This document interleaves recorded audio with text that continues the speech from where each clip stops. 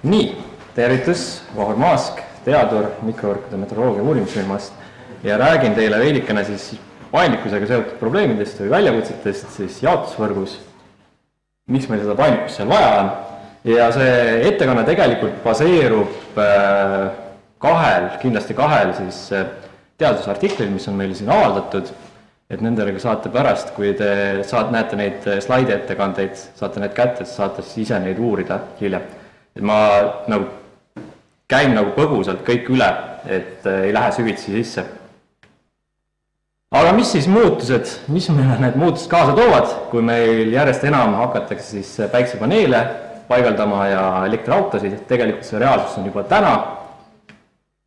Et veidike ilmestada seda pilti, siis kasutame selleks sellist võrgumudelit, et see on üks linnalähedane elava piirkond, mille me võtsime aluseks, 2 trafot seal, 240 kilovolt amprit ja teine 160 kilovolt amprit, 9 feedrit, mis siis toidavad 37 liitumispunkti, millest 32 on siis elamud ja ülejäänud on siis mingid tehnorajatised, pumplad, katlamajad. Praegune pilt, mis seal on selline, et meil see, ma saan kuidagi näidata ka, ei saa. Et meil tänane koormusprofiil, see vasakpoolne, on siis aasta keskmise päeva koormusprofiil elama piirkonnas, kus meil on õhtune tipp, siis kui inimesed koju tulevad, öösel on siis siuke lohk seal, ehk siis tarbimise kaob ööseks ära. Ja kui me vaatame seda koormuskeskuskõverat, siis meil tipukoormused tegelikult on ainult mõned tunnid aastas. Enamus ajast siis koormus on siis sellest tipukoormusest alla 80% ja isegi vähem. Kui me nüüd lisame sinna sellesse võrku päiksepaneele, päikseelektrijaama, et siin on 75%, rohkem see võrk meil ei kannataks, see on absoluutne maksimum, mis me sinna saame panna. See pilt on siis, kuni 15 kilovatti on see mikrotootja. See pilt muutub selliseks, et meil ei ole enam ühesuunaline see energiavoog, vaid meil on kahesuunaline. Päeval läheb siis liitumispunktidest alajaama kaudu siis põhivõrgu poole, öösel siis vastupidi. Ja mis meil koormuskeskuskõver teeb, on see, et meil nüüd tipukoormused ei ole enam mõned tunnid aastas, vaid need on mõned sajad tunnid aastas.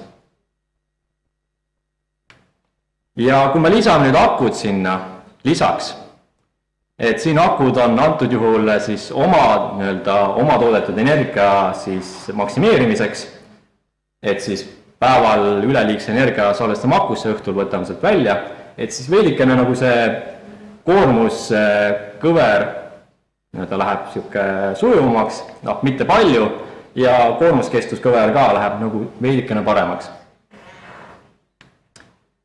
Ja kui nüüd võtta sinna juurde veel elektriautod, siis see pilt läheb veel hullemaks selles suhtes, et meil see aasta keskmise päeva koormuskeskuskõver või koormusprofiil on siis selline nagu Ameerika mäed.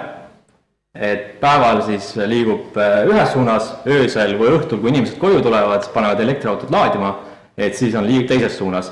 Ja need tipukoormused sellega siis seoses ei ole mõned sajad tunnid aastas, vaid see on 1000 ja peale tundis aastas on need tipukoormused. Ja mis see siis väljakutse on sellega seoses ja paindlikkusega seoses, on see, et kui me vaatame neid väljakutseid, et siin on see viide all, et sealt saate veel uurida juurde, et mis see seal teadusartiklis nüüd täpsemalt on ja mis see kaasa toob. Aga riigi tasandil üldiselt standardiseerimine, regulatsioonid, kui me vaatame mikrovõrgu ja kogukonna tasandil, siis seal on see määramatus, et me ei tea, kas meie investeeringud, mida me täna teeme, kas need tegelikult ära tasuvad ennast.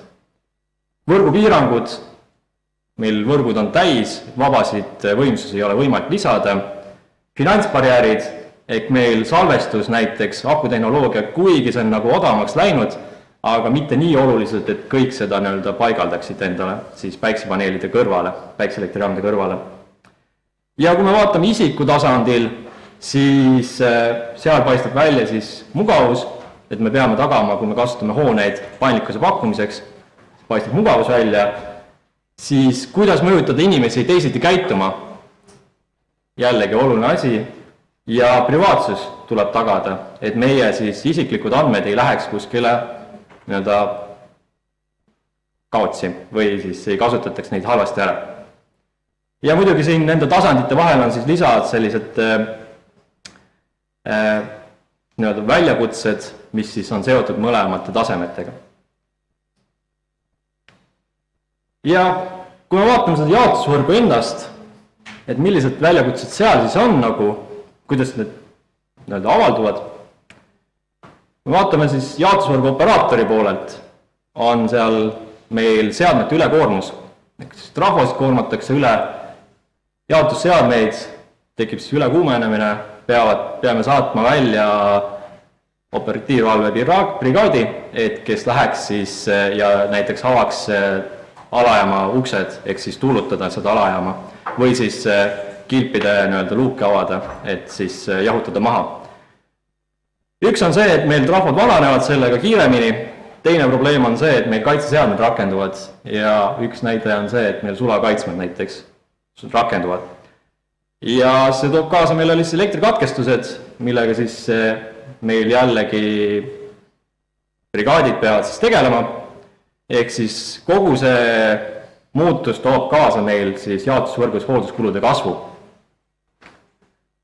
Liitumispunktide poole pealt vaadates on meil seal siis pingeprobleemid, meil on üle- ja alapinged, päeval on ülepinge, kui päikseelektrijaamad toodavad, öösel on alapinge, kui meil näiteks elektriautod laevad seal. Pinge kõikumine, see tootlimine, päiksepaneelide tootmine, see ei ole nagu sujuv, see on nii-öelda muutlik, see põhjustab omaette siis nii-öelda flickerit ehk värelust, pingelood, muud ja muidugi elektrikatkestused, et kui meil on need seadmed seal vananevad ja mingi hetk siis kaitseseadmed rakenduvad, toob kaasa meil siis katkestused. No, põhjuseid siin on mitmeid, üks on see, et meil on tarbijate koormused, näiteks kui meil on tüüpprojekti järgi tehakse elamupiirkonda, üks näide, pandi kõik elektrikerised ühe faasi külge. Mis juhtus oli see, et inimesed läksid laupäeval sauna tegema ja lõi kaitsma välja, sellepärast et üks faas koormati üle. Jaotusvõrgu parameetrid on aladimensioneeritud, ehk siis see on üks põhjustest ja juhuslikud tegurid. Ja kuidas neid nii-öelda lahendatakse praegu võrgu tugevdamine, miks ta siuke plaastrina on see, et ei ole nagu siuke jätkusuutlik. Et me peame seda tegema muidugi, aga see ei ole lahendus kõigile probleemidele. Et vahest on vaja mingeid muid lahendusi sinna. Ja võrgu tugevdamine kasvatab meil investeeringute kulu ja kus see investeeringukulu lõpuks nii-öelda selle lõppkasutaja vaates langeb, on see, et lõppkasutaja lihtsalt maksab kõrgemat võrgutasu. Ja teine variant, mis tehakse, on siis uute liitumiste piiramine, et antakse siis üle mõistuse suured summad, et me saaksime näiteks mingit enda päikseelektrijaama siis liita olemasoleva võrguga. Ehk siis see ka ei ole nagu jätkusuutlik lahendus. Üks on see, et ta on tarbija poolelt nagu veidikene ebavõrdne, et me ei saa nagu uusi tarbijaid või uusi tootjaid liita. Teine on see, et see on meil tegelikult mainekahju ka jaotusvõrgu operaatorile. Siin on mingid põhimõtteliselt lahendavad seadmed, ma pikalt selle tabeli juurde jää, kui tahab, seda saab vaadata, siit põhiline on see, et meil energiasalvestid lahendavad päris palju probleeme ära. Aga millised on siis võimalused nende probleemide ennetamisel ja tegelikult praeguste probleemide lahendamise juures? Kui me vaatame paindlikkust, siis kõigepealt tuleks vaadata seda, et kus me seda paindlikkust saame. Suur osa meil paindlikkusest tegelikult, kui me vaatame selle üleval poole, siis me näeme seal elektriautosid ja salvesteid. Kui me vaatame allapoole siin graafikust, kus on paindlikkuse potentsiaal väiksem, on siis kütte, ventilatsiooni ja jahutussüsteemid. Miks nad seal all on sellepärast, et nendel lihtsalt see juhtimise keerukus on niivõrd suur. Meil on siin graafikul all on paindlik võimsus, ehk kui palju seda võimsust on võimalik kätte saada nendest seadmetest ja teine on paindlikkuse potentsiaal, mis võtab arvesse siis lisaks võimsusele seda, kui palju kulusäästu me saame selle seadme juhtimisest, kui palju siis meil see kasutajad on sellest mõjutatud, kui keeruline on neid seadmeid juhtida ja mis on see skaleeritavus, ehk kui palju me saame seda sama loogikat siis rakendada mingi muude olukordade juures. Ehk siin tööstus inimest on suure võimsusega siis neil tarbija, mida me saame kasutada, aga tööstuse potentsiaal on niisugune keskmine, sellepärast et ta ei ole skaleeritav, ta on tavaliselt nagu üks tehas, iga tehas on nagu omamoodi seal, ehk siis ei ole võimalik siis seda sama teadmist niivõrd lihtsalt üle kanda ühelt teisele. Ja hästi suur potentsiaal on tegelikult, kui me vaatame sinna ülespoole, me näeme, et elamu siis need seadmed on hästi kõrgele sinna pandud, et üle keskmise, ehk sinna peaks siis vaatama rohkem seda fookust sinna poole ka vaatama, et sealt seda paindlikkust kätte saada. Ja kui me vaatame nüüd siis neid lahendusi, mida iga siis jaotusvõrgu siis osapool saab siis rakendada, jaotusvõrgu operaatori seisukohalt, me saame rakendada energiasalvesteid, näiteks tipukoormuste vähendamiseks, me saame prognoosi parandada, ehk siis paremini siis juhtimisotsuseid vastu võtta, me saame tarbimise juhtimist rakendada, jällegi näiteks tipukoormuste mahalõikamiseks, me saame lokaalseid elektriturgusid rakendada, ehk siis nende puhul me saame soodustada energia jagamist ühes jaotusvõrgu piirkonnas. Teine on see, et me saame soodustada reaktiivenergia kompenseerimist, et selleks eraldi turgu luua. Ja paindlikud liitumised, et see on jällegi üks moodus, kuidas siis on võimalik liita või tuua uusi tootmisi, põhimõtteliselt tootmisi ja tarbimisi enda jaotusvõrku, on pakkuda siis seda paindlikku liitumist, et meil ei ole fikseeritud mingi piir, et see piir näiteks ööpäeva sees muutub, et meil päeval on näiteks 100 kilovatti on piir, öösel on 500 kilovatti. Ja kui me oleme elektritootja, siis meie võimalused on sellised, et meil on võimalik enda elektritootmist piirata, et vältida ülepingeid ja ülekoormamist. Meil on võimalik rakendada nutikaid invertereid, ehk siis pakkuda seda reaktiivenergia kompenseerimist, pakkuda siis pinge stabiliseerimist. Meil on võimalik rakendada energiasalvesteid, et siis lokaalselt toodetud energiat võimalik palju ise ära tarbida näiteks. Hübriidlahendusi on võimalik rakendada, ehk siis me paneme päiksepaneele ja tuulikuid kokku omavahel. Meil on võimalik parandada prognoosimist, et siis paremaid juhtimisotsuseid vastu võtta ja samuti osaleda lokaalsel elektriturul, kui see on siis loodud, ehk siis tegeleda energia jagamisega. Ja elektritarbijate seisukohalt me saame siis rakendada enda nutikaid hooneid. See on siis, läheb kokku tegelikult veidikene tarbimisjuhtimisega. Need hooned siis saavad meil pakkuda jällegi seda tipukoormuse vähendamist, et meil need tipud ei läheks nii suureks ja need ei oleks nii kestvad. Kui me vaatasime seal, see tipukoormus võib üle 1000 tunni minna aastas, ehk siis seda me tahame vähendada. Ja elektriautod, kui meil on siis laadimise koordineerimine. Üks probleem on see, et kui meil on need 4 kilovatti või 3,7 kilovatti laadjad, et need ei paneks siis kõik ühte faasi, vaid me jaotaksime need võrdsed faaside vahel ära. Ja teine on siis, et kõik ei laeks enda elektriautot siis samal ajal. Tarbimise juhtimine, et siis vastavalt võrgutariifidele praegu käibki see tarbimise juhtimine, aga selle siis saaks ka vaadates üle, ehk siis igas piirkonnas ei ole seda tarbimise juhtimist nii palju vaja, mõnes piirkonnas on see hästi oluline, eriti sellised nõrgad võrgud. Lokaalsed elektriturud jällegi me saame siis osaleda seal ja lokaalselt toodetud, jaotusvõrgus toodetud energiat siis koha peal ära kasutada. Ja mida meie siis saame ülikoolina pakkuda, on see, et meil on kompetentsi nii mitmes valdkonnas, et näiteks meil on võimalik siis pakkuda kompetentsi paindlikkuse kaardistamise juures, ehk siis hoonesisene paindlikkus, mis on minule nii-öelda sihuke teema, mida mina doktoritöös siis nagu käsitlesin.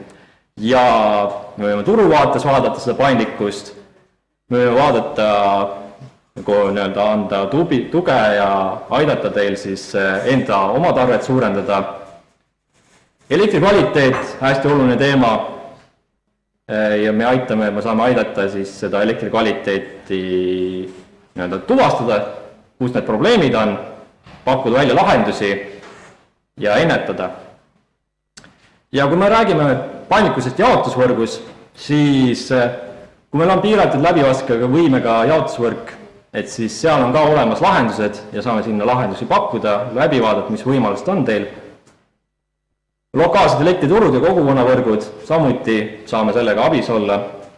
Ja jaotusvõrgu ning sellega seotud süsteemides modelleerimine, ehk siis seal on ka meil kompetents. Võime modelleerida nii hooneid kui ka seda jaotusvõrku ennast ja siis tuvastada seal siis olevad probleemid. Ja sellest modelleerimisest räägib teile tegelikult Argo Rosin veel täpsemalt. Aga tänan siis tähelepanu eest.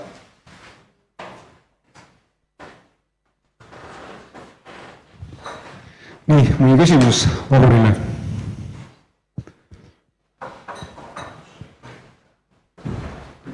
Mihhail on.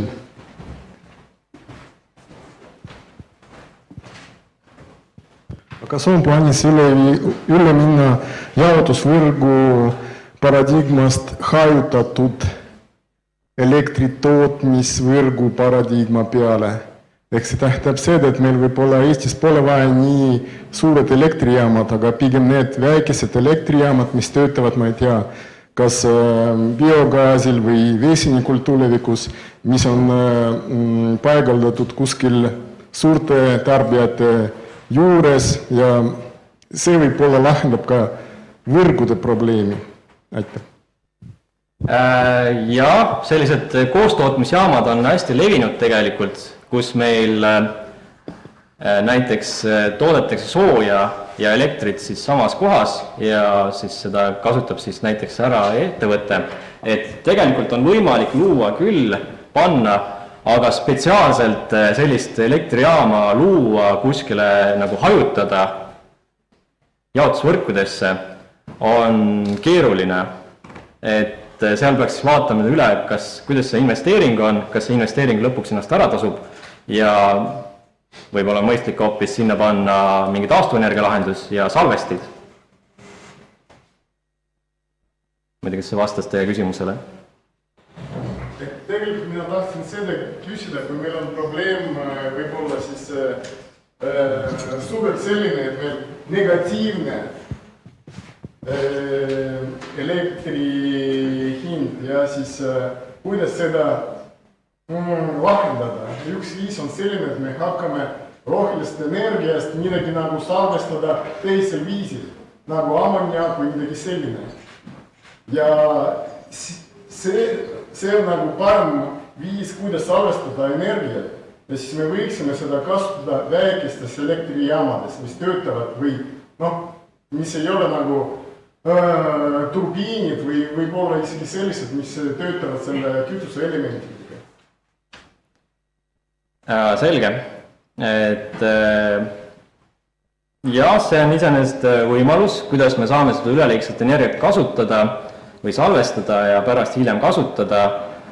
Jällegi, neid ei kasutata praegu ja seal on teatud põhjused. Üks on see, et nende keerukus, kasutamise keerukus, meil on praegu akutehnoloogia on niivõrd arenenud, et seda on mõistlikum ja lihtsam kohe rakendada olemasolevasse süsteemi. Ehk siis integreerimine on lihtsam. Kui me hakkame mõtlema välja neid selliseid spetsiaalseid salvesteid, siis selle integreerimine keerukus on niivõrd suur, et sellepärast seda praegu nagu ei tehta. Kuigi seda mingites teatud olukordades siis ikkagi rakendatakse.